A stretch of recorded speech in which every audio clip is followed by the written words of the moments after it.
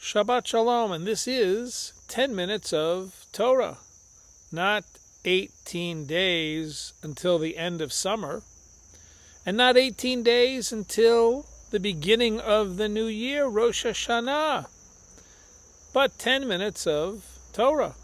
And actually, of course, it is indeed exactly 18 days until summer officially ends.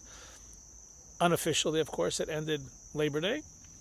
And 18 days until Rosh Hashanah, the new year. Well, I am back. You can hear some of the outside sounds of dogs barking and a few other noises, but back outside in my favorite studio. The weather is good this week. And, of course, we are past the summer in terms of, though not date-wise, unofficially, it's past Labor Day, so we're back to the Shabbat jacket. Well, this week's Torah portion is called Ki Teitzei. This week and next week, both Torah portions begin with the word Ki. Next week it'll be Ki Tavo. This week it is Ki Teitzei. The word Ki is actually one of those words that can have different meanings at different times. And here the word Ki means when, at the time. It can also mean because. It can also mean at the moment. Well, here, like when. It begins with the laws of war, and it contains in it many different kinds of laws. And perhaps the reason is because we're getting really towards the end of the life of Moses. Moses knows he doesn't have that much time left. And so it's almost as if Moses was saying, oh yes, I forgot this law, I forgot that custom, I forgot this idea. Lots and lots of different miscellaneous laws are put together. And we have yet to discover an overriding theme for them. But there are some really important concepts and some very ancient concepts here too. So, for example, laws about the returning of a lost object are in this week's parasha. Laws of business, ethics. There are, yes, ethics in business. About divorce. Where's the thread connecting all of these things? About the rights of workers. And about kindness to those who are less fortunate. So lots of interesting and different laws. I think that Ki Teitzei, if I'm not mistaken, has more laws, more mitzvot, than any other Torah portion in the entire Torah. So Moses is just making sure that before he leaves the scene, we don't forget anything. Well, there is in this week's collection of these miscellaneous laws, ancient and modern, if you will, that is, laws that are still very applicable to today and laws that really already by the time of the Talmud may not have been applicable. And one of those laws in question, one of the most unusual laws in Ki Teitzei, is about something called the Ben Sorer Umoreh. That is translated as a stubborn and rebellious child. Now, those of us who have been privileged, and I of course say privileged to have children, know that there is probably not a child who at some point in their life weren't a bit stubborn or rebellious. Sometimes the rebellion actually can lead to good things. I would say that perhaps as I was growing up, a part of my rebellion was to become more religious. I don't know. It's a good question. So rebellions aren't necessarily a negative kind of thing, but this is about a rebellious child who goes against the authority of his parents. So what does it say in the Torah? It's in chapter 21 of Deuteronomy. It says that such a child does not heed his father or mother and does not obey them even after they discipline him. So what happens? His father and his mother shall take hold of him and bring him to the elders of the town, And they shall say to the elders of his town, this child of ours is disloyal and defiant. He doesn't heed us. He is a glutton and a drunkard. Thereupon the men of the town shall stone him to death.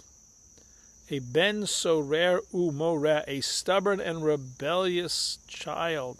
Now, think about this. Very, very ancient law.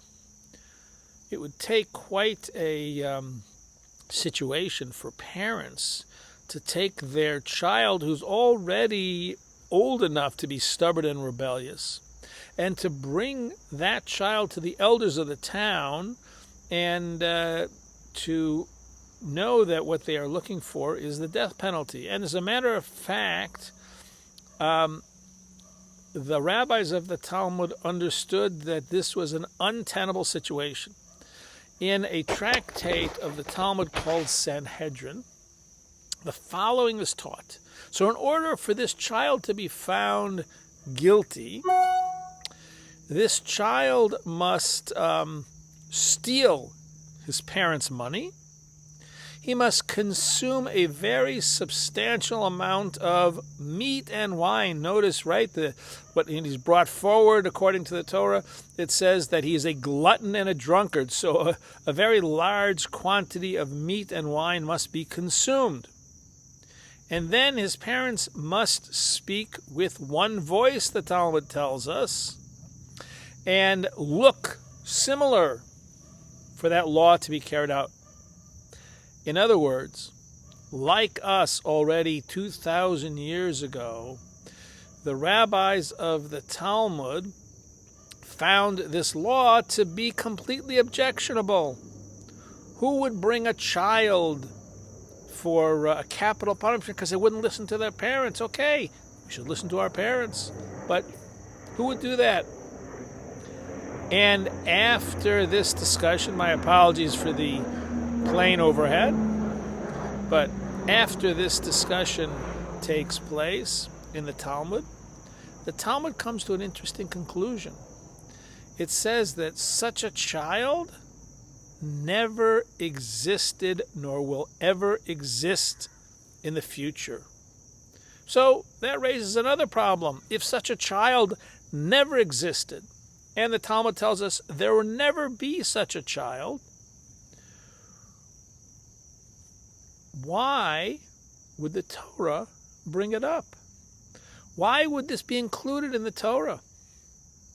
And a fascinating answer is given by the Talmud. Talmud says that the reason why such a child is brought is for us to study it and to get a reward from the study. In other words, even though we would never actually find such a child, what the Torah is telling us very subtly is that in this example that we find repugnant in many ways, there are some important principles. So let's study it. Even though we would never have such a person in our midst, let's study it. Now, what are some of the lessons we can learn from how the Talmud describes this child? Well, the first is the importance, which we all know, of listening to and respecting our parents. It's one of the 10 commandments. And that, isn't always simple and easy, frankly. But nevertheless, our parents deserve a very high level of respect. The other side of it is, remember, it says that the parents have to talk with one voice when they charge him. Well, there's another lesson to be learned. That parents should speak to their children in one voice, not with different examples, not with one parent being the one who you go to when you want something and the other one has rejected you. No, the parents should have similar values and ethics. Speak with one voice. And finally, I think we learned something about parental discipline. Ultimately, it's the parents who have a say over the ultimately it's the parents who are not the ones who have the ultimate say over the child's punishment.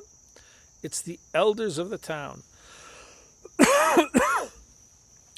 telling us that as much as our children are our responsibility, as much as we bring them up, we are not the only ones who they are responsible to. Even in ancient times, parents did not have complete rights over what they could do with their children. They had to comply with social terms. And so do we today. So Judaism, it's a religion that is rooted in these kind of ancient laws, and they seem so archaic sometimes to us that they ought to be discarded. But instead of discarding laws that no longer make sense to us, we have instead learned to reinterpret them, make them relevant from today, and see what we can study and receive a reward, providing continuity from our early moments until today. Well, this has been 10 minutes of Torah, not 18 minutes until the end of summer or beginning of the new year, but 10 minutes of Torah. Shabbat Shalom.